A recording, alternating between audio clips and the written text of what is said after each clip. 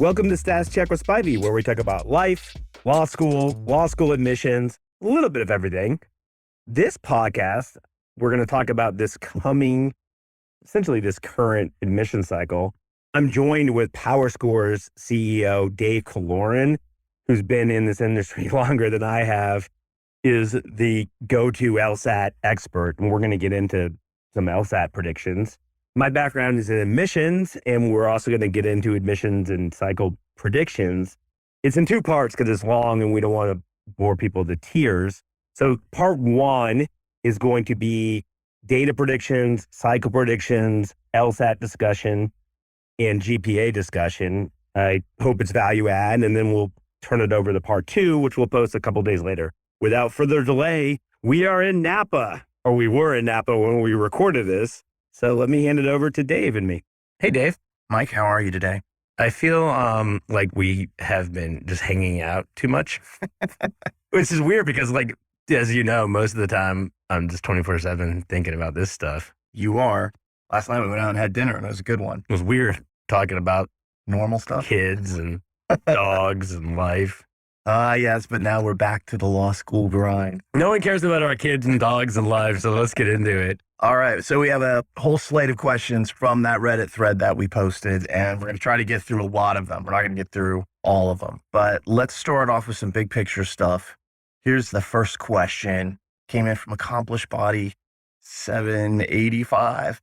Could you all give an update on what the 2022-2023 cycle might look like in terms of the number of applicants? Yeah, it's interesting. So the coming cycle, which is essentially what we're at. Now, I should say, before I say that, there will still be schools that have people not show up for orientation and dive into their wait list. That happens every year. So technically, even though the applicant pool is full this cycle, no one's applying anymore. This cycle is not over until mid-August when all the orientations are over, mid to late August. But let's talk about next cycle. And you know this as well as I do, if not better, of course. But when you look at the test taker data, we're down. And even when you look at the fact that there's a September test this year and there wasn't one last year. So even when you backfill that in, we're still going to be down. So what we're looking at is a cycle that's the pendulum is swinging back towards normalization as far as number of applicants. Number of applications doesn't matter. And I know why you're laughing, Dave. It's going to sound weird. When I was a baby dean of admissions, I didn't understand this. When I started off in admissions, I didn't understand this. But what matters as far as demand and competitiveness is applicants, because a person can only go to one school. You can't be in two law schools. So you'll hear some other talking heads that say things like, well, demand looks strong because number of applications is strong. No, that actually just means that applicants are being savvier. They're applying to more law schools, but demand is not any bit higher. And eventually law schools got to sort that stuff out. So law schools have to understand that if the typical applicant applies to 6.9 law schools, which incidentally, I mean, it's not like a bell curve. I'm sure there's a lot of people applying to 1 or 2 or 3. And then a lot of people applying to like 20 or 25, would you guess? Yes. They're only going to get some of those because, again, you can only go to one law school. So over time, if applicants are down, and we think they are going to be down, even if there's a recession, I'm sure we'll get into this, then law school admissions is less competitive. It might not be is less competitive early if people are applying to more law schools because law schools can't share that data with one another. But over time, all that matters is applicants. We actually got really lucky and we predicted this cycle would be down 12% and it was down to 11.7. So every once in a while we'll get that close. But I'm going to say it's going to be down. This is tough stuff. 4 to 6% from this past cycle. 4 to 6%. That is more than I would have estimated. I'm hoping it's flat overall, just from a normalcy standpoint, but I would have said maybe 2.5 to 3.5% down. So that pause I did was me factoring in people who I talk to, deans of law schools, LSAC. They want to be overly optimistic from their perspective. They don't want it to be down 4 to 6%. But when I look at all the available data, it's down so far. Yeah, right now, August is down 20%, or at least it's going to end up that way. It may even be more than that. You could lose another 1,000 people and another couple percentage points. But as you said, September actually is new this year. And there were, last time I checked, 6,000 to 7,000 people registered That was over 10 days ago when I last looked. So that actually would make that gap up.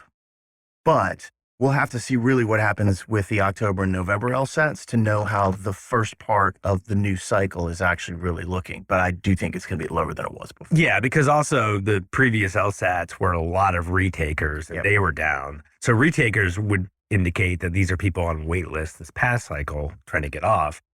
I think it's the percentage of retakers is the highest we've ever seen. It's huge right now. Right. So, obviously the people taking it in September, October, whatever, these are all for this coming cycle. There's no one's taking it for the past cycle. So we'll see how this plays out. But I said this last year and we happened to get pretty close, but I'll say it again, like hold me accountable. But I think 4 to 6 sounds about right. Mike, that's the very first question on this list. And there's like 35 questions here. But we knew that the global ones would be longer, right? All right, let's say in that same vein of the new cycle, we'd love to hear an update on GRE versus LSAT for the 2022-2023 cycle. I'll take this one because GRE is not a huge component of law school admissions. It's just under 5% right now, if I recall correctly. And I don't see that changing a whole lot, even though we think every law school will accept the GRE for this upcoming cycle. So even with that, it's still an LSAT world out there. Law school deans are looking at the LSAT as a more serious test, shows commitment to going to law school. It's also the test that they're most used to.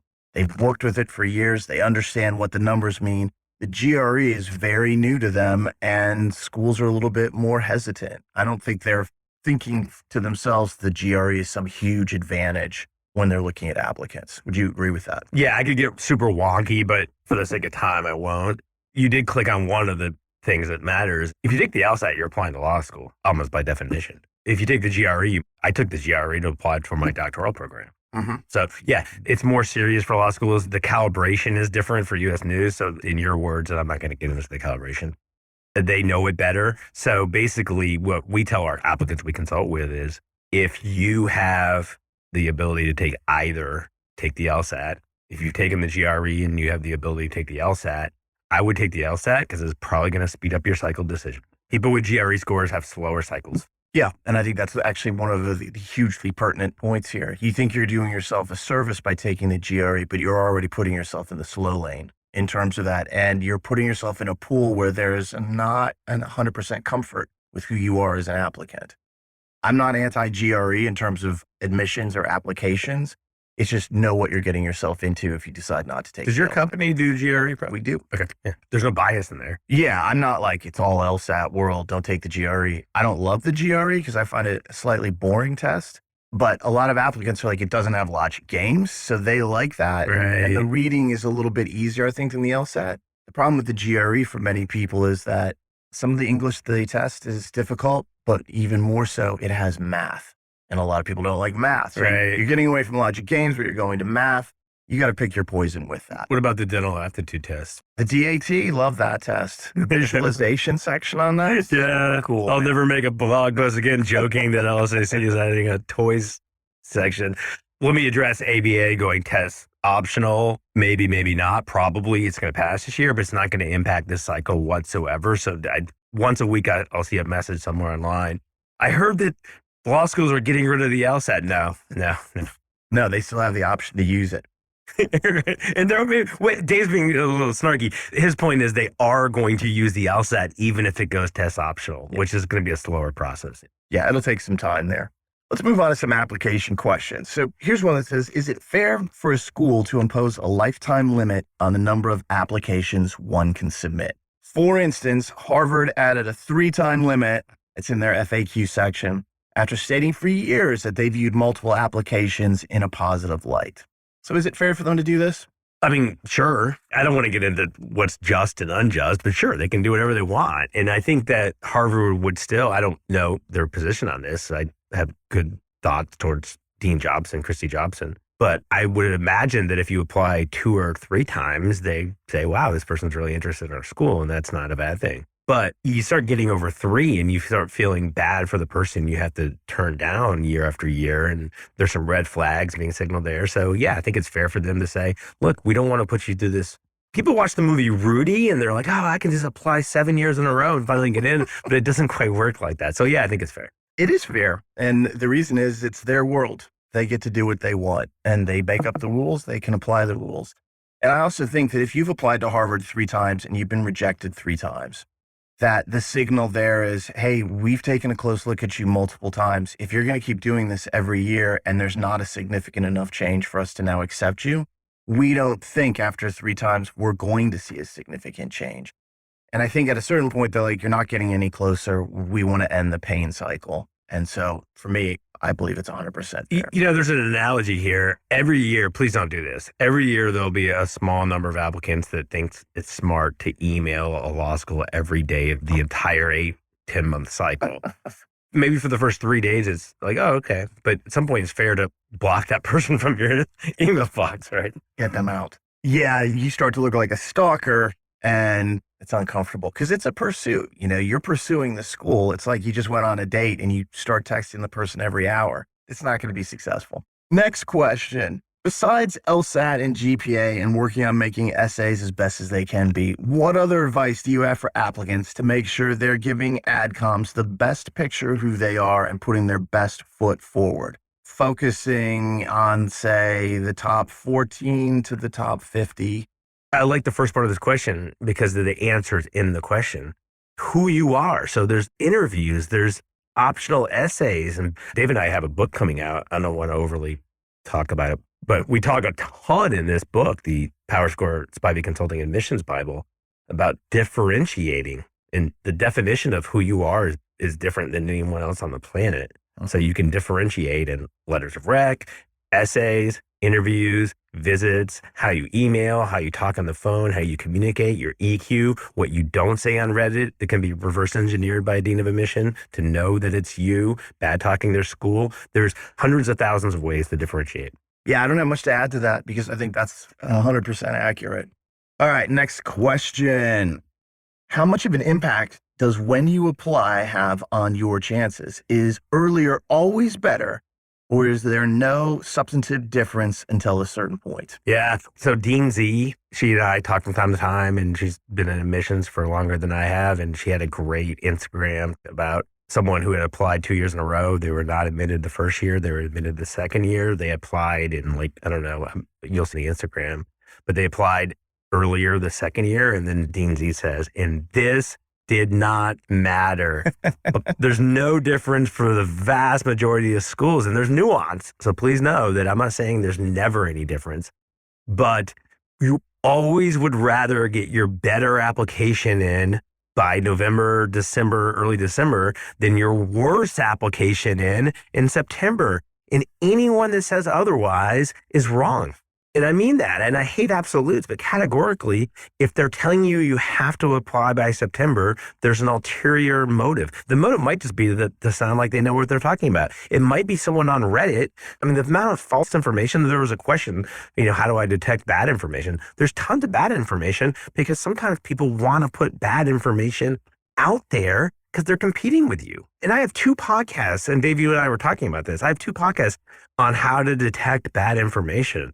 Just realize that the biggest myth to date, which is why we're also going to talk about why so many application cycles are now front loaded more and more. But the biggest myth used to be that schools average LSAT scores. And that myth finally has gone away. It was going to give me a heart attack by 45. And then, so now the biggest myth is you have to apply September, October, you get this bump. No, when you look at that, it's really confusing correlation and causation. What I mean by that is qualitatively, applicants in September tend to be the strongest. If you apply in September, most often than not, you don't have to retake the LSAT. You have your best LSAT. You've been probably taking the LSAT. You might have retakes, but you've been prepping your app, preparing your app, doing your application all summer, if not longer than all summer. And likely, if you had those scores, that great application, highly likely, and you applied in November, your outcomes would be the same. And by the way, Dean Z, for those of you who are not familiar, that is the estimable Dean Zierfoss of Michigan. Oh, yeah, my bad. Yeah. Shorthand code of people that we're talking about. All right, let's go to the next question. A splitter question. Which T14 schools are the most reverse splitter friendly? Currently getting some work experience post-undergrad and would appreciate the advice as comfort while studying for the LSAT. I didn't want to answer that one. Yeah. I'm surprised we're even like answering it because, we can't answer everyone. And this is one of the tough ones to talk about. One is I try not to talk about individual schools, but I think the bigger thing is it's going to flop around every year. You had a great analogy to college football recruiting. Yeah, the idea here is that it's very difficult to predict it long term because it is dependent upon the applicant pool that is sitting around you. And that changes from year to year. One year, a school might need more high LSATs, and so they dip into that splitter pool. The next year, they might need more high GPAs, so they dip into that splitter pool. And so it's not going to be predictable. And the analogy that I used when we were talking about this yesterday about college football was, look, if you have a college football team that's stacked with quarterbacks, they've got like 3 top-rated quarterbacks in the quarterback room, they're probably not recruiting quarterbacks as much that year. They can give it a year off. They might be recruiting more wide receivers or running backs. The next year, maybe 2 of those quarterbacks graduate, and now they're like, we need quarterbacks again. This is the same thing that happens at law schools, where some years they need higher LSATs, some years they need higher GPAs, and they use splitters and reverse splitters to balance those numbers out. Right. And they balance them out as the cycle progresses too. What I would say is if I'm a splitter or a reverse splitter, I definitely want my dream schools in play. And particularly with this upcoming cycle, I think normalizing, we'll see how the test scores, if the test scores which have been elevated, you have a word for that. Bubble.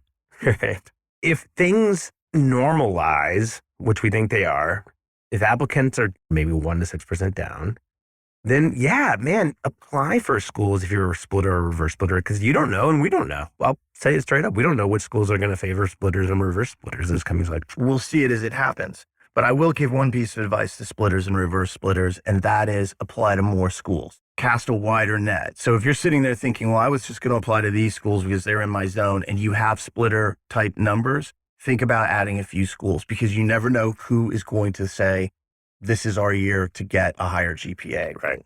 Or LSAT or what have you. Yeah, I mean, the way I think of it is, I don't have the good fortune to do intake phone calls anymore for our firm, but when I used to do those, I would say, like, look, apply to any school you want. My professional responsibility is just to sort of add schools that you might be missing, but yeah, go for it. Interestingly, the follow-up question on this is really similar. Best, worst schools for early decision. So it has some similarities to it. What's your take there? I'd say they're all the worst. Why are they so bad? Well, mostly because, again, there's nuance, and I'll get into that nuance. But generally, as I was saying to you, Dave, and as I was saying to a dean of admission who would concur with the statement, my analogy here has always been a Las Vegas hotel casino would not have a table on their casino floor that didn't favor the house. Why would a law school have an admissions program that didn't favor the law school? So, in general, you don't get this mythical unicorn bump for applying ED. Particularly early in the cycle, schools are only going to admit people that hit their target medians, and their target medians are usually up.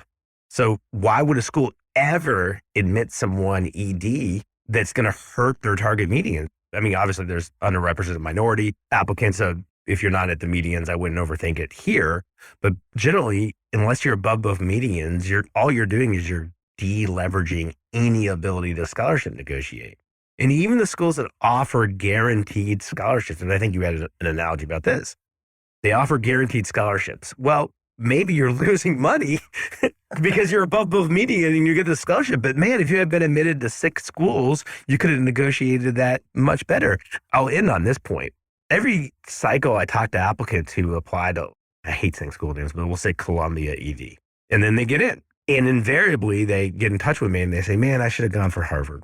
Right? Because your brain starts saying, well, if I got into Columbia. And I got in early. Right. So there are nuances. If you have an absolute number 1 school, it's a dream school, or your spouse is going to be in that city or whatever, and financially you don't need to worry so much about being debt averse, then it's not going to hurt you to apply to ED. The funny thing about ED is it actually helps you get off the wait list because you're a yield protect data point.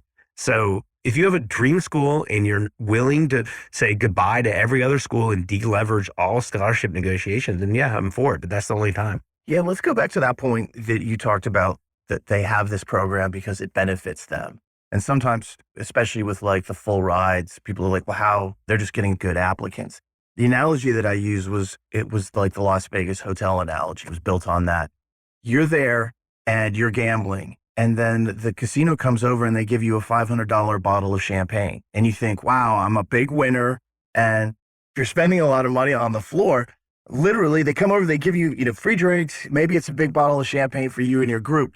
And that's an investment. Yes, you might be getting a full ride, but what the school is doing is locking you in. Once you get that bottle of champagne at the Bellagio, you're not going across the street to Paris.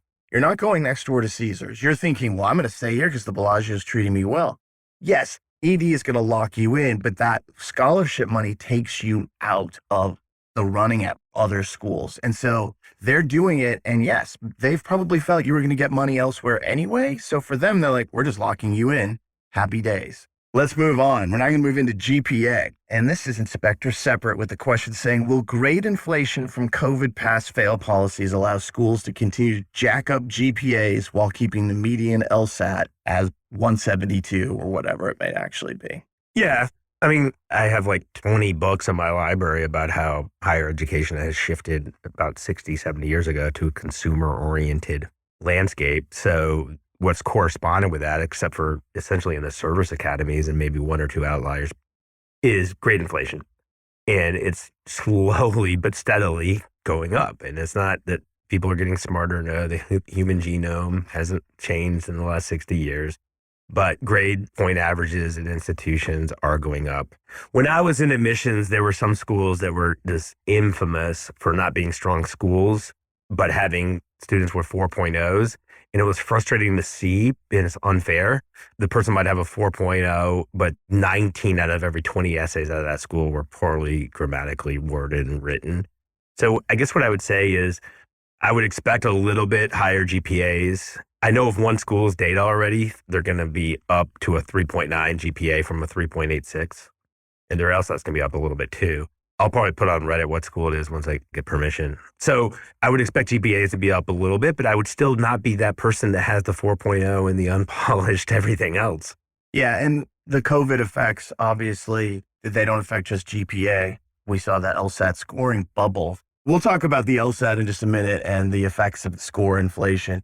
That's another GPA question. Will a GPA that is 0.01 less than the school's median negatively affect you since it is still technically below the median? Yeah. I mean, that person should be a dean of admission. They understand medians. It's not an average in some sense in a thought experiment. If the school's median GPA is a 4.0 and you have a 3.99, for their target to stay 4.0, and again, target medians are important to note. There's no difference between a 3.99 and a 1.0 or a 0.99. It's a median. But with some caveats. If the school's median GPA is, again, in this thought experiment, a 4.0, they're not admitting many people with a 3.0. So you're in the game for sure. And the closer you are to the median, if you're below it, the more in the game you are and the less high you have to be on the LSAT. So there are dramatic psychological impacts for being just below. There's also correlations between bar passage and how well you did undergrad. There's correlations between bar passage and how well you did on the LSAT or whatever test you take. So you want to be around the school, but in the precise technical sense, a 0.01 below is below. The other question in here we've actually kind of answered, and it is how will GPA medians change in the next cycle? Up, down, the same? And I think our belief is up slightly. GPA medians? Yeah. GPA median, yeah. Up slightly. You actually have already alluded to getting the data from one school and seeing that it's up a bit. Yeah, that was this morning. So their LSAT was up +2. Their GPA was up a little bit. I think you'll see versus last year, which was crazy when we have this chart we put together, or the spreadsheet of all the school medians as they come out. And last year it was all like green, +1, +2, +3, +4. So there will be schools that are -1, a lot of schools that are 0, +0, and then I think a smaller number of schools +1, +2. Excellent. Well, if we're going to talk about the LSAT, let's get into some LSAT-related questions here. Here we get a question from Warner. My question would be, when can we expect the applicants with inflated scores from the LSAT Flex no longer to be applying? So when's it going to normalize? When's the bubble going to go away? And we don't have to have this kind of like upper-level competition. And if you look at the situation with the current cycle, last cycle, the one before, we still have that inflation. And I think Justin, who works with you, put out some killer data we were both looking at. And he was saying that in this last cycle here, Applicants with a 165 were 19.28% of the total pool. And previously, the year before, it was 19.58%. So a little bit better. But notice how inflated or how large that is. In prior years, the numbers were 13, 14, 15% of applicants. So this bubble is still extant. It's still going to be around this year. When I look at the LSAT data that's coming in, what I notice is we still have a lot of high scores, higher than normal. So I'm kind of starting to feel like it's coming down very slowly, but this is also starting to feel like the new normal. I don't think we're ever going to go back to the day when it's only 13 or 14% of the entire applicant pool. Optimistically, we could say it might be 18% at some point, but that's not a huge difference either. Yeah, there's some intellectual reasons why that is. So Justin is user the boringest. I don't know if that's apt or not. He's not very boring. He puts out incredible data. So thank you, Justin, for doing that. Sick effort here. Exactly. I think that maybe the primary driver of this is getting rid of that LSAT myth that schools average. So tell me if I'm wrong, Dave. This is your area. But people are more apt to take the LSAT 2, 3, 4 times. Thus, people tend to score higher on retakes. Thus, you see these higher scores at the top. There's other reasons for sure. Yeah, but that is driving it. And Justin actually included some additional data in there that we were talking about, which is that nearly half of the LSATs administered this past cycle were retakes. Of course, some of those people are like, oh, I didn't do well. But a lot of people are in that group saying, I did pretty well, but now I can do even better. And then I can use that for scholarship reconsideration and all this stuff. Right. And when you have that, you start getting more high scores. Yeah. Because usually people, when they come back to take the LSAT, they do improve. It varies from person to person, but typically you will have a higher score the second time. They used to publish, LSAC used to publish that data. I haven't seen it in a while. Though. It's been a long time. Yeah, how much the improvements are, but people tend to improve. You tend to be more calm. You've studied longer. It was a couple points back when they published a lot of it. So that actually covers the next question that's on here, which was, do you guys expect LSAT scores to return to their previous values? Not really. But they will normalize. The bell curve will look more normal than the flex years, but it's going to be still stronger. Well, this adds another point because LSAC just this past week has opened the door to score preview for all test takers. So no longer is it just limited to first-time test takers. So it's almost like, and look, I don't like to be a conspiracy theorist, but boy, if your bell curve has been distorted by crazy events like COVID and a new at-home LSAT, and you don't think that it's going to change, what's one way to cover that? Well, to put in a whole new policy where everyone gets to see their scores and then later on be able to say, well, look, the bell curve is now different because that score. That's interesting. I saw that, we're on group text with law schools and data people, and I saw something about that. It's going to mask all the data going forward under this kind of new filter that will make the old data really non-comparable. For once in my life, I'll just say no comment. I'm not saying they did it intentionally, but it will have that effect. So that's a little bonus for them, whether they wanted it or not. So let's close out with this portion of the LSAT. All right, here's the question, Mike. Do schools look negatively on someone who has taken the LSAT 5 times? Yes and no. This is an interesting one. I would say this. Let's say that Princeton Law School is my dream school and their median LSAT's a 169. And note, I'm intentionally not using any real school's name. Because I was on the faculty law professor board once and I said Princeton and Brown Law School and some faculty member went crazy. That Spivey guy doesn't even know that. Like, oh, I've done this 23 years. Dude, that's a common joke. I'm going to get a shirt that says Princeton Law and I'll send you one. I was wearing my Chance Me shirt this morning when I was working out. I should be wearing it for this. So let's say Princeton's a 169 and let's say that's your top school and you've taken it 4 times, the LSAT, and your high score is a 165 and you're test practicing at 169, 170.